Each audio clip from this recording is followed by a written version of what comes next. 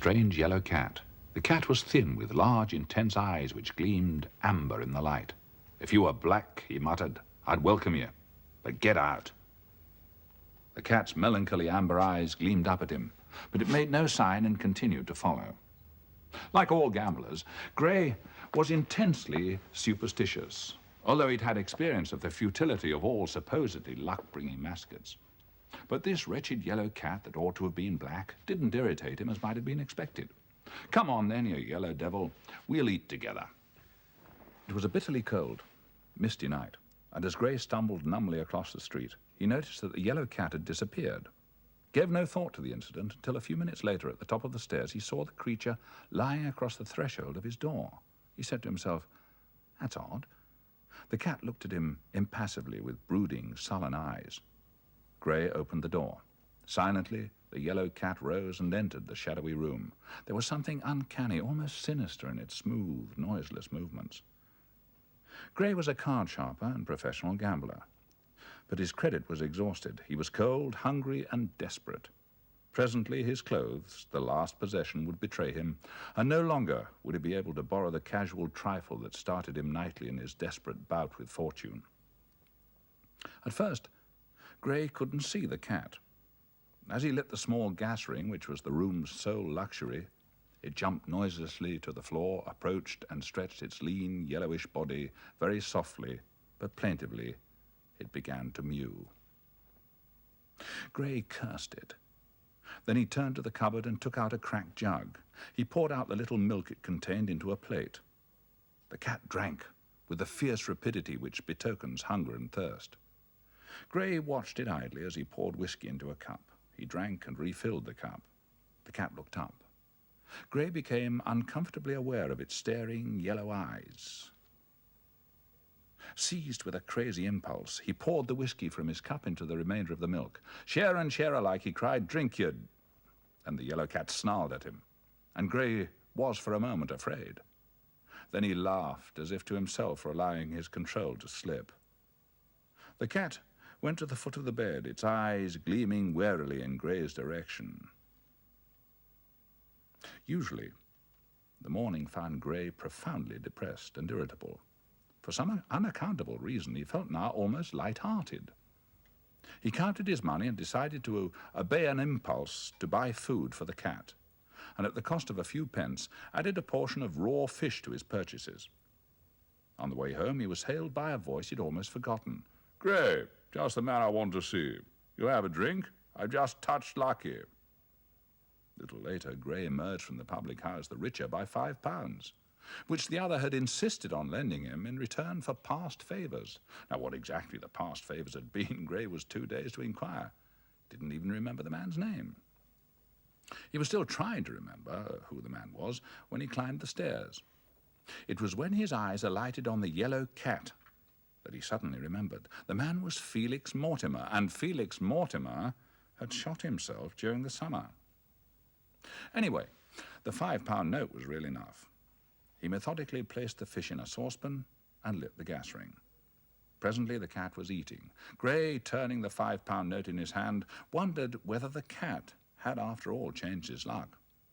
But his thoughts kept reverting to Felix Mortimer. The next few days left him in no doubt. At Granny's he won steadily. From roulette he turned to chemin de fer, elated to find that his luck held good. He left Granny's the richer by £200. His success was the prelude to the biggest slice of luck he'd ever known. He gambled scientifically, striving to reach that high water mark at which he could stop and never gamble again. But somehow he couldn't make up his mind to leave the poverty-stricken room. He was terribly afraid it would spell a change of luck.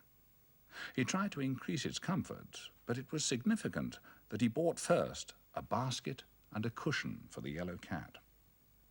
For there was no doubt in his mind that the cat was the cause of his sudden transition from poverty to prosperity. In his queer, intensely superstitious mind, the yellow cat was firmly established as his mascot. The days passed, and Gray became ambitious. He was now within reach of that figure he fondly imagined would enable him to forsake his precarious existence, and he decided to move into more civilized surroundings. He procured an expensive wicker contraption to convey the yellow cat from the garret to his newly acquired maisonette. It was furnished in abominable taste, but the reaction from sheer poverty had its effect. One day, Gray met a woman who was different from any other woman he'd ever met. Elise Dyer, with her fair skin and her deep violet eyes, provoked him into a state of unaccustomed bewilderment. They talked one night of mascots. Gray, who'd never mentioned the yellow cat to a soul, whispered that he would, if she cared, show her the mascot which had brought him his now proverbial good luck. The girl agreed with eager enthusiasm to go to his flat.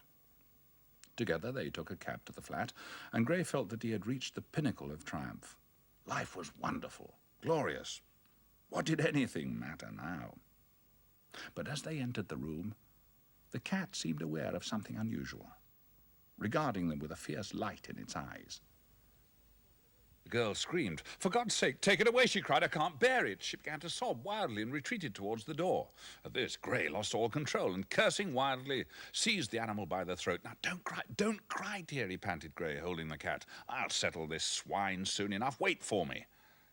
Gray ran through the deserted streets. The cat lay inert in his hands, its yellowish fur throbbing. He scarcely knew where he was going. All he realized was an overwhelming desire to be rid of the wretched creature. Not far from Gray's new establishment ran the Prince's Canal. To the canal he ran, and without hesitation he threw the yellow cat into the water. The next day he realized what he'd done. "You're a coward," he thought. "Why don't you act like a man? Go to the tables. See for yourself that you can still win." That night he received a vociferous welcome on his return to the Green Baize Club. But it was as he feared. He lost steadily. And suddenly an idea came to him. Supposing the cat was still alive? Why, there was a saying that every cat had 9 lives. For all he knew, it might have swum safely to the bank and gone away. After what seemed an interminable delay, he reached the spot where he'd flung the cat into the canal. The stillness of the water brought home to him the futility of searching for the animal here. The thing preyed on his mind in the days that followed. Exhaustive inquiries failed to discover the least trace of the yellow cat. Night after night he went to the tables, lured there by the maddening thought that if only he could win, he would drug the torment and be at peace. But he lost. And then one day a strange thing happened. Gray didn't get out of his bed until late in the afternoon. He crossed the room and caught sight of himself in the glass of his wardrobe. Only then did he realize that he was clambering over the floor with his head near the carpet, his hands outstretched in front of him. He stood upright with difficulty and reached a shaking hand for brandy. It took him 2 hours to struggle into his clothes, and by the time he was ready to go out, it was nearly dark. He crept along the street. The shops were closing. He reached the corner where he halted abruptly with a queer sensation of intense hunger. On the cold marble before him lay unappetizing slabs of raw fish. His body began to quiver with suppressed desire. Another moment, and nothing could have prevented him seizing the fish in his bare hands, when the shutters of the shop dropped noisily across the front of the marble surface. Gray knew that he was very ill.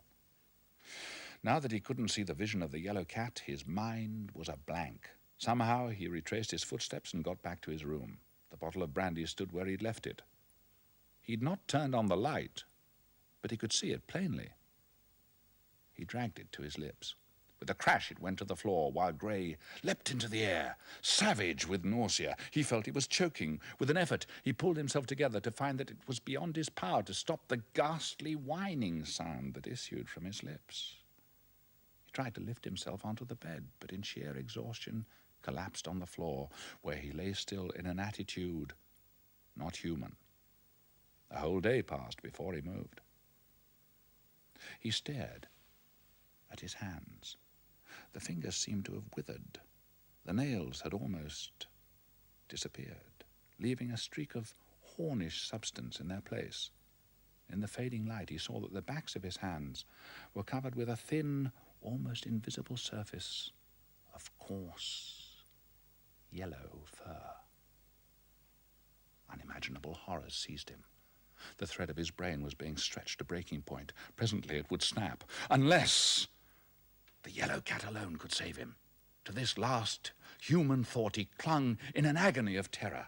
He groped his way stealthily towards the one place which the last remnant of his brain told him might yield the secret of his agony. Down the silent bank he scrambled headlong towards the still water. On the edge of the canal he halted, his eyes searching the depths of the motionless water. There he crouched, searching, and there in the water he saw the yellow cat. He stretched out the things that were his arms, while the yellow cat stretched out its claws to enfold him in the broken mirror of the water.